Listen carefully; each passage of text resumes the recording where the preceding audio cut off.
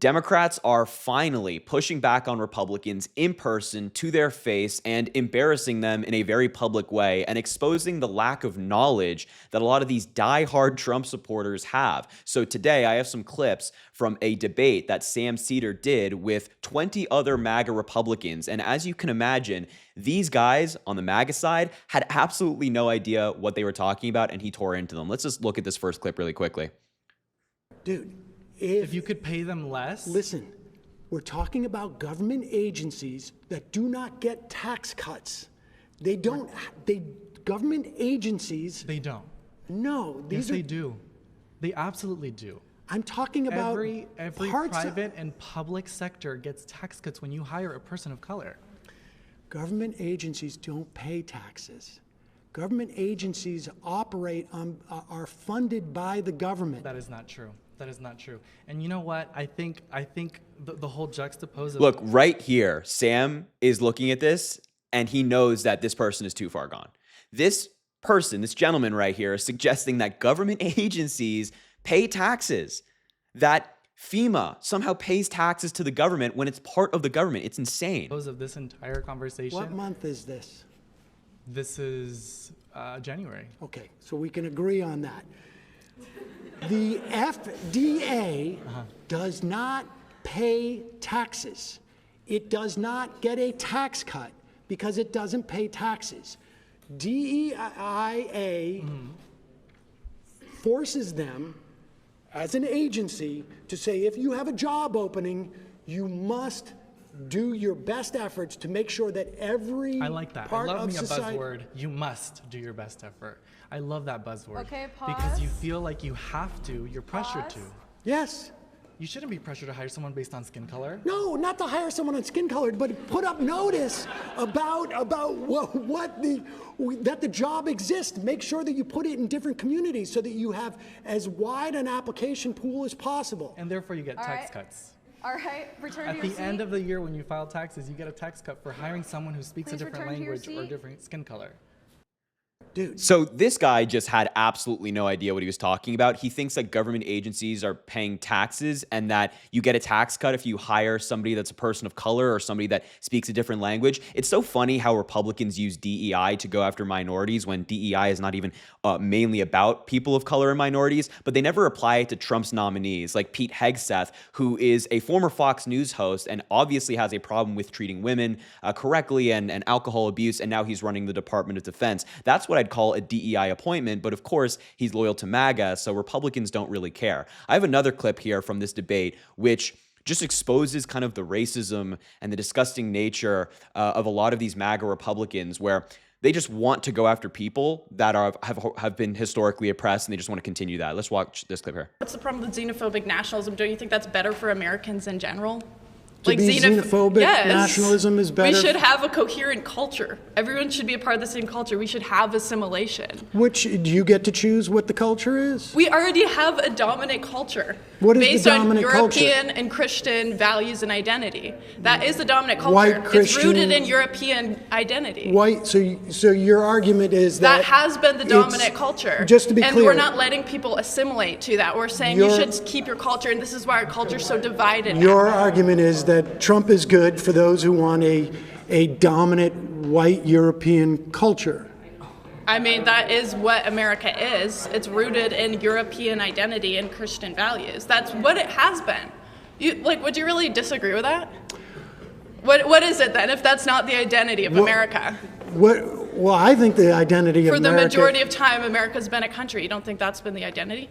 Well, actually, no. I think actually the identity of America has been, for better or for worse, a melting pot in that regard. Yeah, maybe since like the 1960s. Even then, even we had this idea of a melting pot literally means assimilation too. It means melting. It means you're assimilating to the dominant culture. Is that not what melting means? No, it doesn't and mean now you're instead we're saying there's something wrong with xenophobia. Dominant culture. No. I mean, look, I got to be honest with you. You and I have a fundamental disagreement. We will never see eye to eye on this. It's a choice. And I think what you're expressing, though, is really what the Trump movement at its heart is about. And I think that's problematic. I disagree. I don't think Trump's like anywhere close to being a Christian nationalist. That's ridiculous. Like Trump's basically a Democrat from like 15 years ago when it comes to social issues. So you don't think that he's conservative enough for you? Oh, definitely. Nowhere close. No. He's not xenophobic enough for you? No, he's trying to import a bunch of H-1Bs. Are you kidding? Right. Oh, so you want to get them out too? Yeah. No, I mean, I think you're making my argument for me. Yeah, I really like that response from Sam Seder saying that I think you're making that argument for me, that the Trump MAGA movement is toxic, that it's racist, that at its core it's very hateful toward a variety of different people. I mean, this is a proud MAGA supporter, wears it on her chest, and she's openly espousing these views and proudly saying that she's a xenophobic nationalist. They're no longer hiding it. Trump has kind of enabled this hate, this ignorance to be out there on display. This is something that, before Trump, people would keep in private, rightfully so, because they're lunatics. Now they're on Jubilee, on major YouTube channels, on major debate platforms, proudly saying that they're xenophobic nationalists. And her lack of knowledge on the issue is astounding, saying that we've had a dominant culture in the United States and it's white European Christianity, when in reality, if you know anything about the United States and our very diverse culture over time and the immigrants that have come to the United States over time, you would know that that's not true, and that American culture and what's dominant in this country has evolved for years now. But these Trump supporters, these MAGA lunatics who are so boisterous about it, don't take the time to even look into these things. They don't even take the time to research. The ignorance is the point. This is what Donald Trump has done to America, where people are very comfortable being uninformed. They're no longer embarrassed by saying, you know what, I don't really know what I'm talking about. They no longer have the courage to admit when they don't know what they're talking about. They pretend to be experts on all these things. And that's exactly what Tim Walz, a Democratic leader, Kamala Harris's nominee for vice president, talked about the other day when he was campaigning in Iowa. He's going around the country to these different Republican districts where their Republican congressmen are refusing to hold town halls because they're getting booed by their constituents. So Tim Walz is picking it up and going to these districts and talking to people. And he talked about how there's an education issue in politics. And as we just saw from the two people debating Sam Seder. So let's take a look at what Tim Walz say, and we'll talk about it after. Again, I got to be honest with you. They hate public education. I think they hate it for the reason we all know in here. It's easier to run an authoritarian government if you don't have a population that knows. So again, obviously I don't have all the answers, but I think it's appealing to people's sense of decency. Again, I should be careful about that. I thought a message that we should value all people and we should have an immigration policy that adheres to the law but adheres to humanity. And they talked about eating dogs and cats, and they won. And so I myself am soul searching when I hear this.